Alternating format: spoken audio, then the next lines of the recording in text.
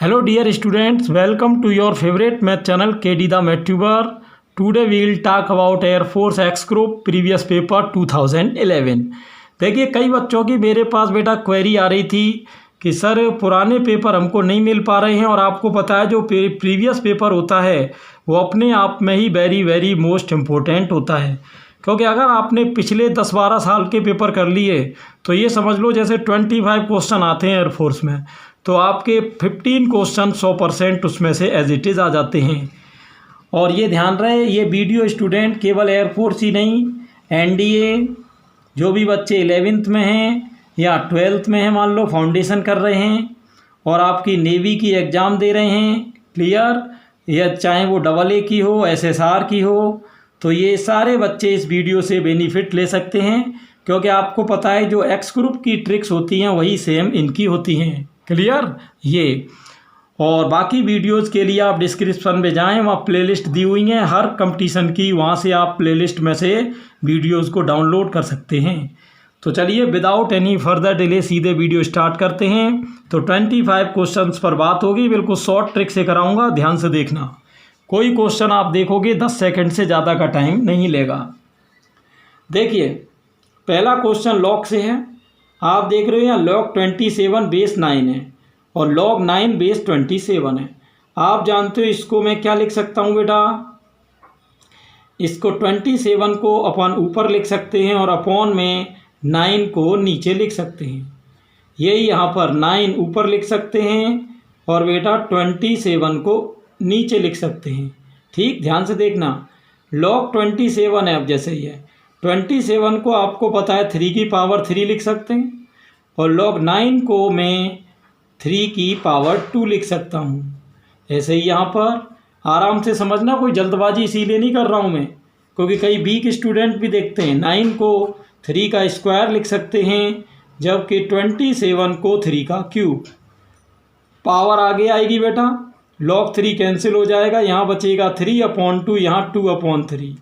चलिए यहाँ LCM अगर ले लें तो 6 हो रहा है बेटा, तो यहाँ 2 3 जा 6, 3 3 जा 9 माइनस ये 4 हो जाएगा।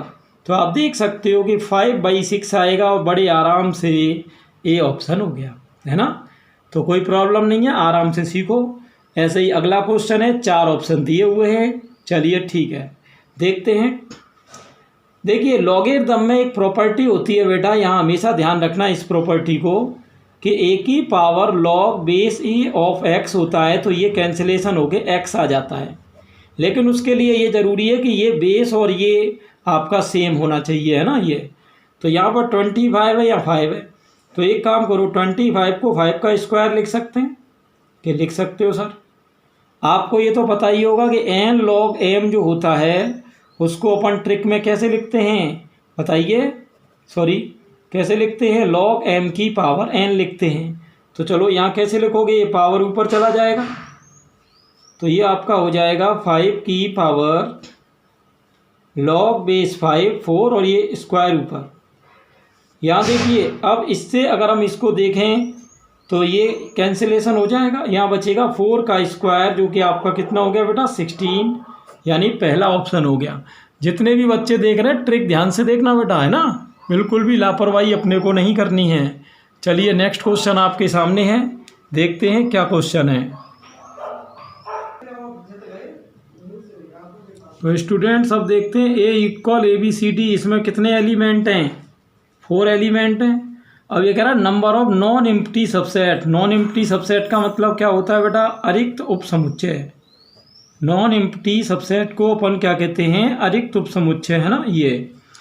अब देखिए इसमें ट्रिक क्या होती है, अरिक्त उपसमुच्चय की डायरेक्ट ट्रिक बता रहा हूँ आपको, ये होती है 2 की पावर n-1। ठीक, तो 2 की पावर n कितना है आपका 4 है, तो 2 की पावर 4 यानी 16, 16 - 1 हो जाएगा 15। ऑप्शन कौन सा आएगा, C। क्लियर। क्वेश्चन नंबर 4 बेटा आप देख सकते हो क्या है, √6 इंटू √6, चारों ऑप्शन दिए हैं, कॉम्प्लेक्स नंबर का क्वेश्चन है, सम्मिश्र संख्याओं का। देखते हैं कैसे होगा। आपको पता है कि रूट के अंदर से माइनस को बाहर निकालते हैं तो आयोटा आ जाता है। यही यहाँ है कि रूट के अंदर से माइनस को हटाएंगे तो यहाँ भी आयोटा आ जाएगा। अब आपको पता है कि √6 इंटू √6 क्या हो जाएगा, 6 हो जाएगा, और आयोटा इंटू आयोटा हो जाएगा आयोटा स्क्वायर। तो आयोटा स्क्वायर हो गया बेटा -1, तो ये आपका -6 हो जाएंगे।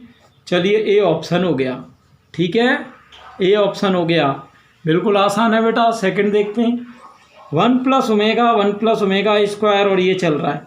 आप लोगों ने ये तो पढ़ाई है बेटा कि ओमेगा क्यूब 1 होता है और 1 + ओमेगा स्क्वायर 0 होता है। बस ये 2 ट्रिक ध्यान में रखना, ओमेगा का क्वेश्चन कभी भी आ जाए। ओमेगा आपको पता ही है क्या होता है ओमेगा बेटा। ओमेगा को क्या कहते हैं? ओमेगा को कहते हैं इकाई का घनमूल, यानी क्यूब रूट ऑफ यूनिटी, यही होता है ना ओमेगा। चलिए ठीक है, तो अब इसकी वैल्यू देखते कितनी आएगी। 1 + ओमेगा, इसको क्या लिख सकते हो? -ओमेगा स्क्वायर, इस फॉर्मूले से 1 + ओमेगा स्क्वायर को क्या लिख सकते हैं? -ओमेगा। ओमेगा 4 की वैल्यू क्या होती है बेटा?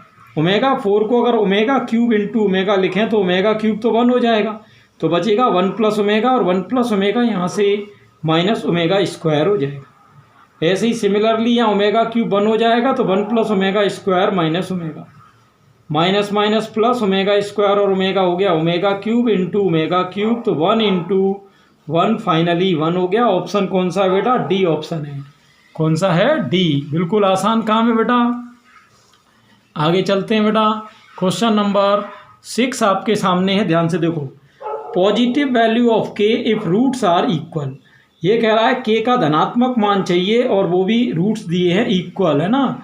जब रूट्स इक्वल होते हैं तो आपको बताया कि b² - 4ac 0 होता है। तो यहाँ ए बी सी की वैल्यू यहाँ से पिक कर लो।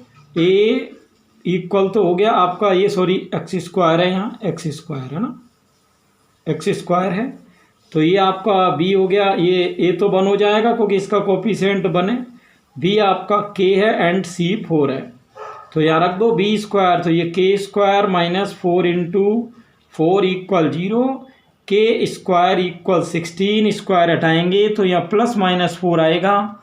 अब देखो +-4 आएगा, यानी 2 आंसर आ रहे हैं, 4 एंड -4, लेकिन वो पहले ही कह रहा था कि मुझे चाहिए पॉजिटिव, तो पॉजिटिव हो गया +4, तो कौन सा ऑप्शन हो गया बेटा? ए। चलिए without any time waste next देखते हैं।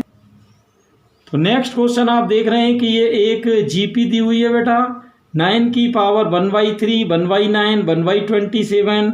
तो आप जानते हो जब बेस आपका सेम होता है तो पावर ऐड हो जाती हैं, क्या हो जाएंगी पावर? 1/3, 1/9, 1/27 इन्फिनिटी। और मैंने आपको ऑलरेडी पढ़ाया हुआ है कि जो जीपी होती है उसके इनफाइनाइट टर्म्स का टोटल a/1 - r होता है। तो यहाँ आपका हो जाएगा बेटा a/1 - r करोगे, a कितना है? फर्स्ट टर्म कितना है? देखिए a = 1/3। r कैसे निकालते हैं? जब फर्स्ट का डिवाइड दूसरे में करते हैं तो 1/3 से 1/9 करोगे, ये भी तो ऊपर हो रहा है a/1 - r। r कितना है? 1/3।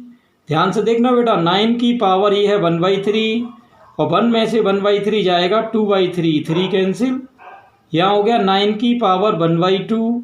9 को क्या लिख सकते हैं? 3 का स्क्वायर, और ये 1/2, तो यहाँ 3 की पावर 1 यानी क्या हो गया? 3। ऑप्शन कौन सा है बेटा? डी ऑप्शन मैच कर रहा है। क्लियर? चलिए शाबाश। देखो सारे क्वेश्चंस का रिवीजन आपका हो जाएगा पेपर से, डबल फायदा है, ट्रिक भी आप सीख रहे हो, पेपर भी आपका सॉल्व हो रहा है। ये कह रहा है HM of A and B। HM आपके लिए कोई नई बात नहीं होगी बेटा, इजी है। HM का क्या मतलब है? यहाँ हार्मोनिक मीन। हार्मोनिक मीन बेटा किसको कहते हैं? हरात्मक माध्य को कहते हैं, है ना। और ये कह रहा है A और B 2 क्वांटिटी हैं जिनका HM पूछा है, तो ये तो डायरेक्ट ही फॉर्मूला आपको पता है कि जो अर्थमेटिक मीन होता है समांतर माध्य, उसका फॉर्मूला A + B/2 होता है। जो ज्योमेट्रिक मीन होता है गुणोत्तर माध्य, उसका फॉर्मूला √AB होता है। और जो हार्मोनिक मीन होता है यानी H कैपिटल, उसका फॉर्मूला 2AB/A + B होता है। तीनों इम्पोर्टेंट है बेटा, तीनों बार बार अलग अलग पेपर में पूछ लिए जाते हैं। चलिए सी ऑप्शन हो गया। आगे चलते, नहीं सॉरी, ये हो गया बी ऑप्शन, 2AB/A + B, ये तो इसका इन्वर्स है। आगे चलते हैं, क्वेश्चन कौन सा है? नेक्स्ट है how many ways to 6 person sits to the round table. देखो राउंड टेबल कभी भी क्वेश्चन आ जाए, आपको पता है उसका ट्रिक का आंसर होता है फैक्टोरियल n-1। क्लियर? तो कितने लोग हैं? 6। तो फैक्टोरियल 5 हुआ। फैक्टोरियल 5 की वैल्यू आप सभी जानते हो क्या होती है? 120। बिल्कुल आसान है। चलो नेक्स्ट है बेटा, a card is drawn from a pack of 52 cards. जैसा कि आप जानते हो ताश की गड्डी 52 की होती है। Then what is probability of black king. Probability यानी प्रायिकता पूछी है। ब्लैक किंग यानी काले रंग का बादशाह आना चाहिए। आपको पता है कि बादशाह टोटल गड्डी में होते हैं 4, जिसमें 2 लाल होते हैं, 2 काले होते हैं। यानी आपकी जो नंबर ऑफ ई है, जिसको कहते हैं अपन अनुकूल स्थितियों की संख्या, यानी नंबर ऑफ पॉसिबल आउटकम्स, तो वो आपके हो रहे हैं कितने? 2। ब्लैक किंग 2 होते हैं। और कुल पत्ते आपको पता ही है 52 हैं। तो प्रोबेबिलिटी का फॉर्मूला आप जानते ही हो। पी ऑफ ई से इसे क्यों डिनोट करते हैं बेटा? पी ऑफ ई से क्यों करते हैं? पी ऑफ ई का मतलब होता है प्रोबेबिलिटी ऑफ एनी इवेंट। तो इसका फॉर्मूला होता है number of E upon number of S. तो नंबर ऑफ ई कितना है? 2 एंड नंबर ऑफ एस कितना है? 52। 2 से ये डिवाइड करेंगे तो 1/26 हो जाएगा। ये ए ऑप्शन हो जाएगा। क्लियर? ये आगे चलते हैं बेटा। Question number 11। क्वेश्चन नंबर 11 ध्यान से देखना। Question number 11। अब ये देखो, ये क्वेश्चन ट्रिक से मैं कैसे करूँगा, ध्यान से देखना। ये परम्यूटेशन कॉम्बिनेशन का क्वेश्चन है ना। अब ट्रिक देखो इसमें क्या है। आप ऐसा करो, कोई n की वैल्यू ले लो। जैसे मान लो मैंने n की वैल्यू सपोज करो ले ली, यहाँ पर 1 ले ली। क्या ले ली? 1। ठीक है, n की वैल्यू क्या ले ली? 1। अब देखना इससे क्या होगा। n की वैल्यू पहले ये एक सीरीज में डालो, सीरीज में। तो 2 × 1 यानी 2c0, और 2 × 1 ये हो गया आपका 2c2। अब इसकी वैल्यू देखो कितनी हो रही? 2c0 की 1 होती है, 2c2 की भी 1 हो गई।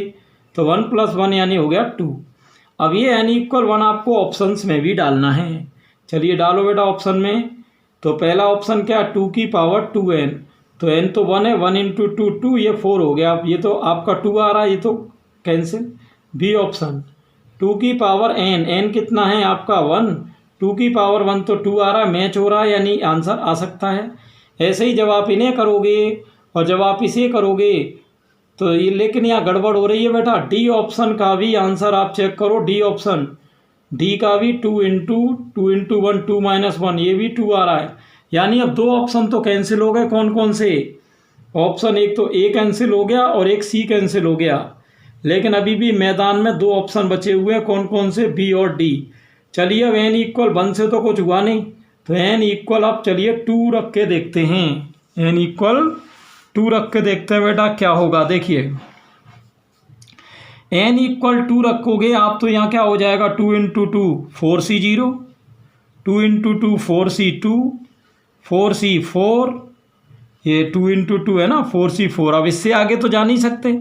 आपको पता है ऊपर नीचे सेम हो जाए तो उससे आगे आप बढ़ ही नहीं सकते हो, है ना। ये चलिए ठीक है। अब आपकी वैल्यू ये देखते कितनी आ रही है। 4c0 की 1, 4c2 की कितनी होगी? 6, 4c4 की 1 यानी 8 हो गई। ये तो समझ गए ना। 4c2 मैंने 6 कैसे निकाला?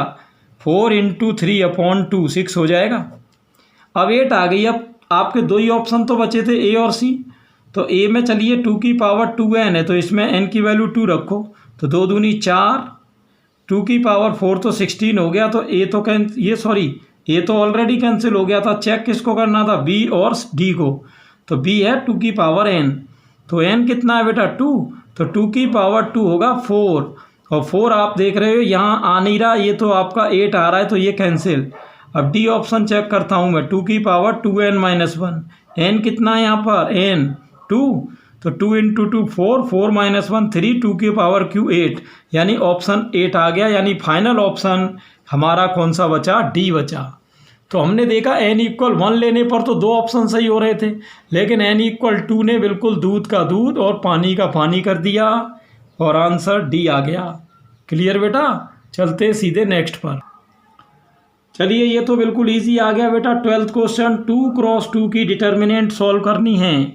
देखो डायरेक्ट पेपर से क्या फ़ायदा मिलेगा बेटा? देखो पेपर का हमेशा क्या बेनिफिट होता है जैसे वैसे तो क्या है, अपन तुक्का मारते रहते हैं कि यार ये आ सकता है कि ये आ सकता है।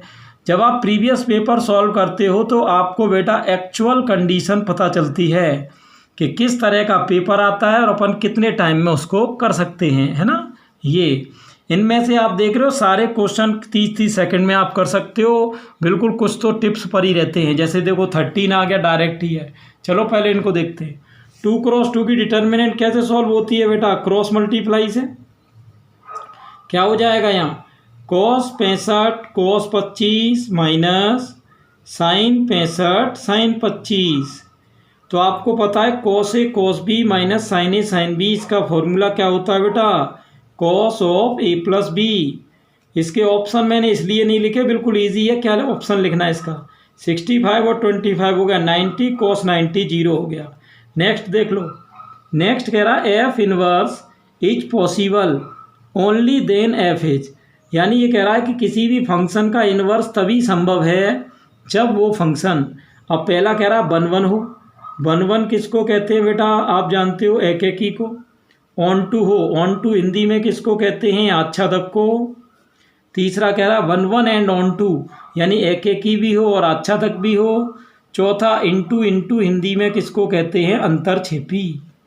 तो आपको पता है किसी भी फंक्शन के इन्वर्स के लिए 2 प्रॉपर्टी होना उसके पास ज़रूरी होती हैं। एक तो वो 1 1 हो और ऑन टू हो, यानी एक एक ही और आच्छादक दोनों होना चाहिए। इसलिए हमारा सही ऑप्शन सी होगा, है ना बेटा। ये चलिए देखते हैं क्वेश्चन नंबर 14 क्या है। 14 देखो, limit x tends to infinity sine x upon X, और ऑप्शन दिए हैं 4। आपको 2 स्टैंडर्ड लिमिट पता होंगी जिनको कहते हैं मानक सीमा। कौन सी सीमा बेटा, मानक। कौन कौन सी होती हैं, एक तो limit x tends to 0 sine x upon x आ जाए तो हमेशा ध्यान रखना इसकी वैल्यू 1 होती है। जबकि limit x tends to infinity sine x upon x आ जाए, देखना यहाँ पर बच्चे कंफ्यूज इसलिए हो जाते हैं कि साइन एक्स अपॉन एक्स तो सेम है और इतना बच्चे लिमिट पे ध्यान नहीं देते। मेन पॉइंट इसी में है। तो जब लिमिट 0 हो तब तो इसकी वैल्यू 1 होती है और लिमिट जब इन्फिनिटी हो तब इसकी वैल्यू 0 होती है। ये बात समझने की है, यहाँ हमेशा ध्यान देना। तो ऑप्शन कौन सा होगा, ए। चलते हैं सीधे नेक्स्ट क्वेश्चन की तरफ। नेक्स्ट क्वेश्चन है बेटा D D x of sine inverse x plus cos inverse x. देखिए यहाँ कह रहा है D D x of sine inverse x plus cos inverse x की वैल्यू आप जानते हो π/2 होती है और 90 का डिफ्रेंसिएशन सभी बच्चे जानते ही हैं, कांस्टेंट है तो 0 ही होगा। ये आपका सी ऑप्शन आ गया। चलिए अगला क्वेश्चन डेरिवेटिव से आ गया बेटा। डेरिवेटिव आपने एक 12th में टॉपिक पढ़ा होगा, टेंजेंट एंड नॉर्मल। हिंदी में इसको क्या कहते हैं, स्पर्शी और अविलंब। तो इसमें स्लोप पूछी है। स्लोप किसको कहते हैं बेटा, स्लोप कहते हैं प्रवणता या ढाल को कहते हैं, है ना। स्लोप किससे डिनोट करते हैं, इसको एम से डिनोट करते हैं। ठीक, यहाँ पर अब ये एक इक्वेशन है, इसकी स्लोप पूछी है किस पॉइंट पर, 2 3 पे। तो कैसे आएगी यहाँ देखना। सबसे पहले ये जो फंक्शन है इसका डिफरेंशिएट करो। क्या होगा डिफरेंशिएट, एक्स स्क्वायर का 2x, वाई स्क्वायर का 2y, वाई का करते हैं तो dy dx भी रहेगा, इक्वल 13 का 0। तो 2 से डिवाइड कर दो। तो यहाँ आप देख सकते हो dy अपॉन dx की वैल्यू आएगी -x अपॉन y।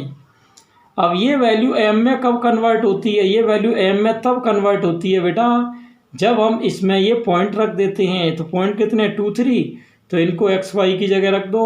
ये आपकी m की वैल्यू हो गई कितनी, -2/3। ऑप्शन चेक कर लो कौन सा है, बी ऑप्शन है। क्लियर, शाबाश बेटा। आगे चलते रहें। जितने भी बच्चे हैं वो साथ साथ मेरे खुद भी करो क्वेश्चंस को, ये नहीं कि मैं कर रहा हूँ और आप बैठे रहो। आपको भी क्वेश्चन साथ साथ निकालने और आंसर मिलाते रहने। अब यहाँ देखिए एक इंटीग्रेशन का क्वेश्चन आ गया। ये आ गया आपका इनडेफिनिट इंटीग्रेशन। कौन सा बेटा, इनडेफिनिट इंटीग्रेशन, जिसको कहते हैं हिंदी में अपन अनिश्चित समाकलन, यही कहते हैं ना। तो अब देखते हैं ये क्वेश्चन होगा कैसे। देखिए यहाँ पर आपको पता है 1 को मैं चाहूँ तो 1 को लिख सकता हूँ sine square x plus cos square x. अब जो अपॉन में आपको दिख रहा है ये दोनों के नीचे ले सकते हैं अपन। अपॉन में यहाँ भी साइन स्क्वायर कोस स्क्वायर लिख दिया बेटा, और यहाँ भी साइन स्क्वायर कोस स्क्वायर लिख दिया। चलिए ठीक है। अब यहाँ पर साइन स्क्वायर से साइन स्क्वायर कैंसिल हो रहा है, 1 आ रहा है। कॉस से कॉस कैंसिल, 1 आ रहा है। तो यहाँ क्या बचेगा, 1 अपॉन कोस स्क्वायर हो जाएगा सेक स्क्वायर एक्स, और 1 अपॉन साइन स्क्वायर हो जाएगा कोसेक स्क्वायर एक्स। ठीक है। और अब इनका कर दो इंटीग्रेशन। सेक स्क्वायर एक्स का सभी बच्चों को बताइए 10x होता है, कोसेक स्क्वायर एक्स का माइनस कॉट एक्स होता है। ऑप्शन आ गया डी। बिल्कुल आसान है। आगे चलते हैं। नेक्स्ट क्वेश्चन बेटा डेफिनिट इंटीग्रेशन से आ गया। अभी आप पिछला क्वेश्चन देख रहे थे इनडेफिनिट इंटीग्रेशन से, अब आ गया डेफिनिट से। देखो -1 to 1 mod x dx पूछ रहा है। अगर मैं इसका ग्राफ बनाऊं तो आप देखती हो कि mod x का ग्राफ कुछ इस तरह से बनता है। अब -1 to 1 का मतलब है कि यहाँ से यहाँ तक का एरिया ये पूछा है। एक तो ये एरिया पूछा है और ये एरिया, लेकिन आप देख सकते हो दोनों एरिया डबल हैं। तो इसका मतलब ये हुआ कि अगर मैं रिक्वायर्ड एरिया निकालूँ, रिक्वायर्ड एरिया, तो अगर मैं एक तरफ का भी निकाल लूँ, जैसे मान लो 0 से 1 तक का भी निकाल लूँ और उसको डबल कर दूँ तो पूरा आ जाएगा, क्योंकि लिमिट सेम है। एक का ही गैप यहाँ है, एक का ही यहाँ है।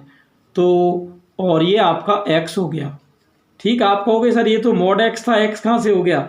mod x बेटा दो तरीके से खुलता है प्लस माइनस में, इधर प्लस में खुलता है और इधर माइनस में खुलता है, ये हमेशा ध्यान रखना।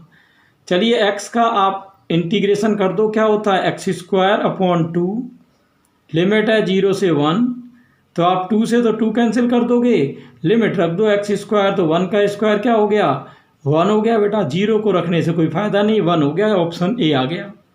चलिए नेक्स्ट ऑर्डर। ऑर्डर पूछिए, ऑर्डर का मतलब होता है कोटि, है ना, कोटि। तो आप ये देखो इसमें सबसे ज़्यादा बार डिफ्रेंसिएशन कौन से टर्म में किया गया है। तो ये d2/dx स्क्वायर में 2 बार हुआ है, dy/dx में 1 बार हुआ है, तो सबसे ज़्यादा यानी यहाँ हुआ है 2 बार। तो सीधी बात है इसकी ऑर्डर कितनी हो जाएगी 2।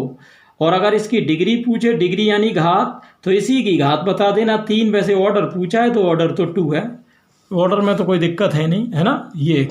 चलिए आगे देखते हैं नेक्स्ट क्वेश्चन। नेक्स्ट क्वेश्चन आप देख रहे हो बिल्कुल इजी है, कोई खास बात नहीं, ग्राफ से ही कर सकते हो। ये कह रहा है कि 0 से 90 पर मिनिमम वैल्यू बताओ किसकी, कॉस थीटा की। आपने कॉस थीटा का ग्राफ देखा होगा। कॉस थीटा का ग्राफ 0 से 90 पर कुछ इस तरह से चलता है, ये 0 और यहाँ 90, इस तरीके से चलता है कॉस का ग्राफ। तो आप देख सकते हो इस इंटरवल में सबसे मिनिमम वैल्यू यहाँ पर एक्स एक्सिस पर आ रही है, और जब कोई ग्राफ एक्स एक्सिस पर आता है तो वो 0 ही होता है। क्लियर। तो मिनिमम वैल्यू क्या होगी इसमें 0 होगी, और मैक्सिमम, मिनिमम तो हो गई 0 और मैक्सिमम पूछे तो यहाँ पर ये +1 हो गई, तो पूछी मिनिमम है इसलिए 0 आ जाएगा। ये हो गया क्वेश्चन नंबर 20। आगे चलते। नेक्स्ट क्वेश्चन में साइन ए की वैल्यू पूछी है। एक आपने टॉपिक पढ़ा होगा सभी बच्चों ने बेटा, प्रॉपर्टी ऑफ ट्रायंगल्स, ये पढ़ा होगा सभी ने। प्रॉपर्टी ऑफ ट्रायंगल्स यानी त्रिभुजों के गुण पढ़ा है ना सभी ने। उसमें आपने त्रिभुज का क्षेत्रफल यानी एरिया ऑफ ट्रायंगल निकालने का एक फॉर्मूला पढ़ा होगा, delta equal half BC sine ए।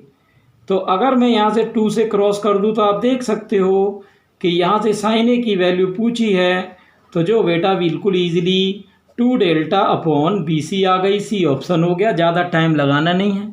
चलिए ये एक इक्वेशन ऑफ सर्किल आ गया बेटा, वृत्त का समीकरण आ गया। इस इक्वेशन से आपको रेडियस निकालनी है r। तो आपको पता है बेटा, हम जैसे ही इसकी कंपैरिजन सर्किल के standard equation x square plus Y square plus 2gx plus 2fy plus c equal 0 से करेंगे तो g कितना होगा 2 का डिवाइड इसमें करोगे -2, f कितना होगा 2 का डिवाइड इसमें करोगे -4, c कितना होगा -45। ये हो गया बेटा GFC। चलिए तो इसका रेडियस निकालना है आपको, क्या हो जाएगा g square plus f square minus c।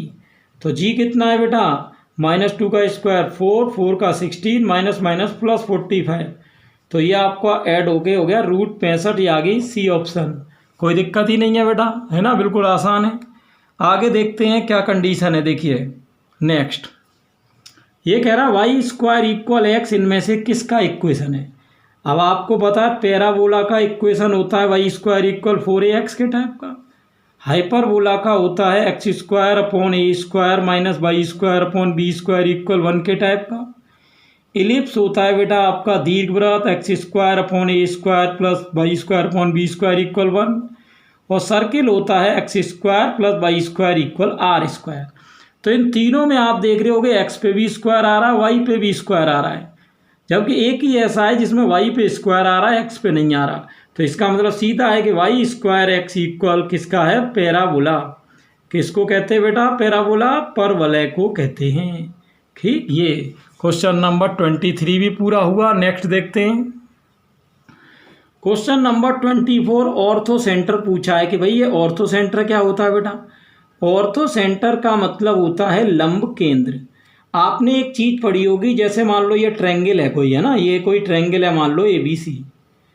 अब यहाँ से मैं मान लो परपेंडिकुलर डालूँ, ठीक, ये परपेंडिकुलर AD डाल दिया मान लो, ठीक, और एक परपेंडिकुलर यहाँ से डालूँ, जैसे मान लो ये BE हो गया, और एक परपेंडिकुलर सपोज दैट मैंने ये डाल दिया कौन सा, CF। तो ये तीनों परपेंडिकुलर जहाँ पर आपके टकराते हैं उस पॉइंट को कहते हैं अपन यहाँ पर L से डिनोट करते हैं। ये L का मतलब होता है लेटस सेंटर भी होता है, और इसको ऑर्थो सेंटर भी कहते हैं। अब यहाँ पर एक पॉइंट होता है कि जैसे मान लो कोई ट्रायंगल है, वो राइट ट्रायंगल है यानी समकोण त्रिभुज है। तो जो समकोण त्रिभुज में हमेशा ध्यान रखना कि जो वर्टेक्स इस टाइप का होता है जहाँ पर 90 डिग्री बन रहा हो, 90 डिग्री, वही जो है किसका काम करेगा, ऑर्थो सेंटर का। अब ये कैसे पता चलेगा कि ये ABC में से 90 किस पर बन रहा है। तो इसके लिए देखो ऑलरेडी अपन ग्राफ में चलते हैं, अभी ग्राफ में पता चल जाएगा। ये देखो ग्राफ है, 0 0 कहाँ है, ये रहा A, चलिए उसने A माना है तो A मान लो। B क्या है, 3 0, ये आपका x एक्सिस पे आ जाएगा। 0 4 कहाँ आएगा, y एक्सिस पे। और इनको मैं मिलाऊंगा तो आप देख सकते हो कि 90 डिग्री यहाँ बन रहा है ये, और जहाँ 90 बनता है बेटा वही होता है ऑर्थो सेंटर। क्या होता है, ऑर्थो सेंटर। तो बताइए 0 0 कहाँ है, A ऑप्शन में है, तो अपना आंसर हो गया A। ट्रिकी क्वेश्चन है, थोड़ा ध्यान से देखने की ज़रूरत है। चलिए नेक्स्ट क्वेश्चन देखते हैं बेटा। क्वेश्चन नंबर 25 आ गया बेटा आपके सामने। ये कह रहा है एक कुछ परम्यूटेशन नंबर दिए हैं NC1, NC2, NC3, NCN, इनका पूछा AM किसको कहते हैं बेटा, अर्थमेटिक मीन यानी समांतर माध्य को। आपको पता होगा कि NC1 plus NC2 plus NC3 plus ... NCN, अगर इनको टोटल करके अपन इनमें n का डिवाइड कर दें, NC1 से लेके NCN तक बेटा कितने नंबर हैं, n ही तो हैं। तो आपको पता है AM यानी अर्थमेटिक मीन आ जाएगा। अब आपको परम्यूटेशन में मैंने पढ़ाया था कि यहाँ से यहाँ तक का जो टोटल होता है, देखो दो चीज़ें ध्यान रखना। अगर कभी NC 0 से सीरीज शुरू हो रही है और NC n तक जा रही है, तब तो उसका आंसर 2 की पावर n होता है। लेकिन अगर कोई सीरीज NC 1 से शुरू हो रही है और NC n तक जा रही है, तो उसका वैल्यू 2 की पावर n-1 होता है। ये ध्यान रहे, 1 पावर में नहीं है, नीचे है। तो इसका सम क्या हो गया बेटा, इसका सम हो गया 2 की पावर n-1, नीचे n आ गई। ये आपकी वैल्यू हो गई AM यानी अर्थमेटिक मीन। तो कौन सा ऑप्शन हो गया आपका A। बात क्लियर है बेटा, बिल्कुल पॉइंट है। चलिए ठीक है, तो ये था आपका क्वेश्चन नंबर 25। तो ये बेटा मैंने आपको पेपर सॉल्यूशन किसका कराया, 2011 का। और ऐसे ही कल जो है क्लास होगी फिर से उसी 8 बजे पर। 8 बजे डेली आप क्लास में रहें, अपने कमेंट करते रहें, जिससे कि मुझे आपकी जो रियल प्रॉब्लम्स हैं, क्वेरीज हैं, उनके बारे में पता चलता रहे। क्लियर। तो स्टूडेंट डेली अपनी 8 बजे क्लास रहती है, या तो उसमें आपको प्रीवियस पेपर में सॉल्व कराऊंगा, और या आपको जो है शॉर्ट ट्रिक के वीडियो बताऊंगा। ठीक है। ये 8 बजे यानी जो बच्चे भी एनडीए की प्रिपरेशन कर रहे हैं, चाहे वो एयरफोर्स की प्रिपरेशन कर रहे हैं, चाहे वो नेवी की प्रिपरेशन कर रहे हैं, चाहे वो आईआईटी की प्रिपरेशन कर रहे हैं, 8 बजे की क्लास इन सभी बच्चों के लिए मोस्ट इम्पोर्टेंट क्लास है। Clear student? तो चलिए फिर से कल मिलते हैं 8 बजे नेक्स्ट वीडियो में।